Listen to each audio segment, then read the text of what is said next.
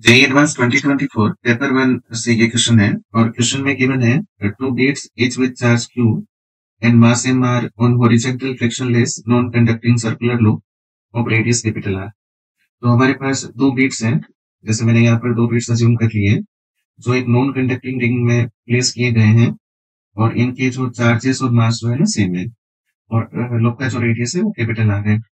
आगे गिवन है कि one of the beat is glued to the hoop at some point while other one perform small oscillation about equilibrium position along the hoop।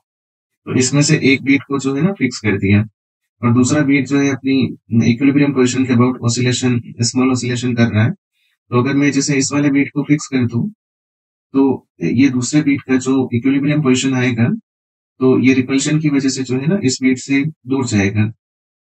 तो ये beat जो है इसका equilibrium position यहाँ से डायमेट्रिकली अपोजिट वाले पॉइंट पर आएगा। तो ये जो बीट है ना, यहाँ इसका मेन पोजीशन जस्ट यहाँ पर होगा, इक्विलिब्रियम पोजीशन यहाँ पर होगा और इस इक्विलिब्रियम पोजीशन से अगर हम इसको डिस्प्लेस करेंगे, आप किधर भी डिस्प्लेस करें, इसको ऊपर डिस्प्लेस करें या नीचे डिस्प्लेस करें, रिपल्शन की वजह से वापस एक रीस्टोरिंग टॉर्क बनेगा और ये मेन पोजीशन की तरफ फिर से जाएगा। तो होगा क्या कि इक्विलिब्रियम पोजीशन के अबाउट ये यहाँ पर ऑसिलेशन परफॉर्म करेगा या इसका सिंपल हार्मोनिक मोशन होगा, इसको हम एंगुलर एसएचएम भी कह सकते हैं।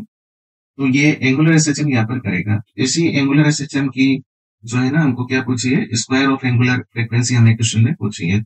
ठीक है, तो मैं इसकी मेन क्वेश्चन देखूं तो ए को हमने फिक्स कर दिया तो मेन क्वेश्चन जस्ट अपोजिट यहाँ पर आ गई और बी को अगर हम यहाँ से डिस्प्लेस किए, यहाँ से डिस्प्लेस करेंगे तो रीस्टोरिंग टॉर्क डेवलप होगा और जिसकी वजह से ये यहाँ पर ऑसिलेशन करेगा, फिर से अपनी मेन पोजिशन पर जाएगा। तो एंगुलर फ्रीक्वेंसी कैलकुलेट करना है तो इसमें जो हमारा सबसे पहला स्टेप होता है कि हमें पार्टिकल की इक्विलिब्रियम पोजीशन चाहिए होती है। तो हमें यहाँ पर पता है कि सर ये इसकी इक्विलिब्रियम पोजीशन है। दूसरा हम क्या करते हैं, उसको डिस्प्लेस करते हैं, उसकी इक्विलिब्रियम पोजीशन से डिस्प्लेस करते हैं और क्योंकि एंगुलर एसएचएम है तो मैं यहाँ से जो है ना इसको थीटा डिस्प्लेस करूंगा। तो मैं इस पार्टिकल को यहाँ मेन पोजिशन से मैंने इसको मान लीजिए कि यहाँ से थीटा डिस्प्लेस कर दिया। ठीक है, ये अपना सेकंड स्टेप होता है कि मेन पोजीशन से उसको डिस्प्लेस करना है। थर्ड हमारा स्टेप होता है कि एंगुलर एसएचएम का फ्रीक्वेंसी कैलकुलेट करना है, तो आपको एक रीस्टोरिंग टॉर्क जो इस पर बन रहा है उसको लिखना होगा। अब रीस्टोरिंग टॉर्क जिस फोर्स की वजह से आएगा उसको हम सबसे पहले फ्री बॉडी डायग्राम में यहाँ पर बनाते हैं। तो हमारे पास क्या है, ये बी को हमने यहाँ पर डिस्प्लेस किया और इसका मास एम है और चार्ज यहाँ पर स्मॉल क्यू है। तो एक फोर्स तो यहाँ पर जो हमारे पास बनेगा वो फोर्स आएगा इलेक्ट्रोस्टैटिक फोर्स, दोनों चार्ज सिमिलर है तो ये जो है ना एक रिपल्शन का फोर्स इस चार्ज पर आएगा, वो आएगा इस डायरेक्शन में। इसको मैं एफ लिख लेता हूँ, है ना, एक बार सिंबल लिख लेते हैं, कैपिटल एफ इसको लिख लेते हैं। दूसरा जो इस पर फोर्स आएगा वो आएगा सर इस रिंग की वजह से नॉर्मल रिएक्शन, और रिंग की वजह से अगर आप नॉर्मल रिएक्शन बनाएंगे तो रिंग का नॉर्मल रिएक्शन ये इस पर इस तरह से बनेगा, ये इसके सेंटर से पास करेगा, है ना, ये इसके सेंटर से पास करेगा। तो ये हमने जो है ना सेकंड नॉर्मल रिएक्शन इस पर बना लिया। और अब हमें जो है ना ओ पॉइंट के अबाउट टॉर्क लिखना है।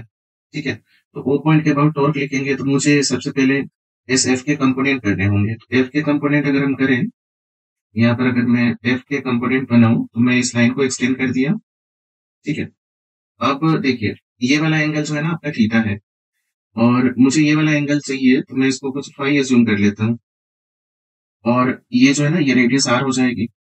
अब क्योंकि ये रेडियस आर है और ये भी आर है तो ये आइसोस्केलस ट्रायंगल बन गए, तो ये फाई एंगल हुआ तो ये भी अपना फाई एंगल हो जाएगा। थीटा यहाँ पर इस ट्रायंगल का एक्सटीरियर एंगल हो गया, है ना, तो थीटा हमारा किसके इक्वल आ जाएगा, थीटा आ जाएगा फाई प्लस फाई। तो यहाँ से थीटा हमारा 2 फाई के इक्वल आ जाएगा और फाई अगर आप लिखना चाहें तो आप इसको थीटा बाई 2 लिख सकते हैं। ठीक है, अब ये एंगल जो है ना ये हमारा फाई है, ये वाला एंगल फाई है हमारे पास, तो इसी फाई की हेल्प से हम कंपोनेंट करेंगे एफ का। तो एफ का एक कंपोनेंट जो है ना ये वाला वर्टिकल अपोजिट एंगल फाई हो गया और एफ का एक कंपोनेंट आपका आएगा सर इस डायरेक्शन में, एफ का एक कंपोनेंट आएगा इस डायरेक्शन में परपेंडिकुलर टू दी लूप और इसको आप लिख सकते हैं एफ कोस फाई। दूसरा कंपोनेंट आएगा सर एफ का अलोंग दी टेंजेंट, है ना, ये आएगा F sine phi, F sine phi. ठीक है, तो यहाँ पर अगर मैं टॉर्क लिखूं, मैं यहाँ पर लिख रहा हूं कि sir torque about point O, तो नॉर्मल का टॉर्क जो है 0 होगा, वो पॉइंट से पास हो रहा है, एफ कोस फाई का टॉर्क भी 0 हो गया, तो टॉर्क केवल बनेगा एफ साइन फाई का, रिस्टोरिंग टॉर्क केवल आएगा एफ साइन फाई का। F sine phi multiply by, देखिए परपेंडिकुलर डिस्टेंस कितनी हो गई, आर हो गई, तो टॉर्क हमारे पास है sir F R sine phi, ये हमारे पास टॉर्क है। ठीक है, अब एफ की वैल्यू अगर हम इसमें देखें तो एफ की वैल्यू लिखने के लिए आपको जो है ना ये डिस्टेंस चाहिए होगी। तो ये डिस्टेंस हम कैसे कैलकुलेट कर सकते हैं, हम यहाँ से थोड़ी ज्योमेट्री यूज करते हैं। यहाँ पर एक परपेंडिकुलर ड्रॉ कर दिया, ये आपने परपेंडिकुलर ड्रॉ कर दिया, तो ये जो डिस्टेंस होगी आपकी, ये जो डिस्टेंस होगी यहाँ से लेके यहाँ तक की, ये हो जाएगी आर कोस फाई, है ना, राइट एंगल ट्रायंगल में। और दूसरा ये वाला जो डिस्टेंस होगा ये भी सिमिलर हो जाएगा आर कोस फाई। तो दोनों चार्जेस के बीच में सेपरेशन देखेंगे ना तो 2r कोस फाई हो जाएगा। तो यहाँ पर मैं एफ की वैल्यू पुट करता हूँ।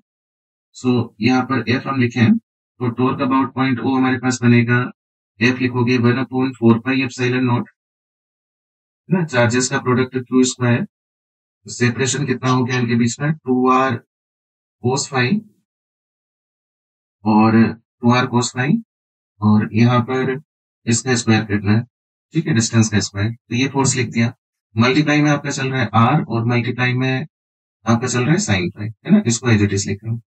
तो ओवरऑल अगर हम सिंप्लीफाई करें तो टॉर्क अबाउट पॉइंट ओ बनेगा हमारे पास, यहाँ पर बनेगा Q square R sine phi, और डिवाइड में आएगा हमारे पास 4 पाई एप्सिलॉन नॉट, और 2r का स्क्वायर कितना हो गया 4r स्क्वायर, और ये आ गया cos square phi, cos square phi.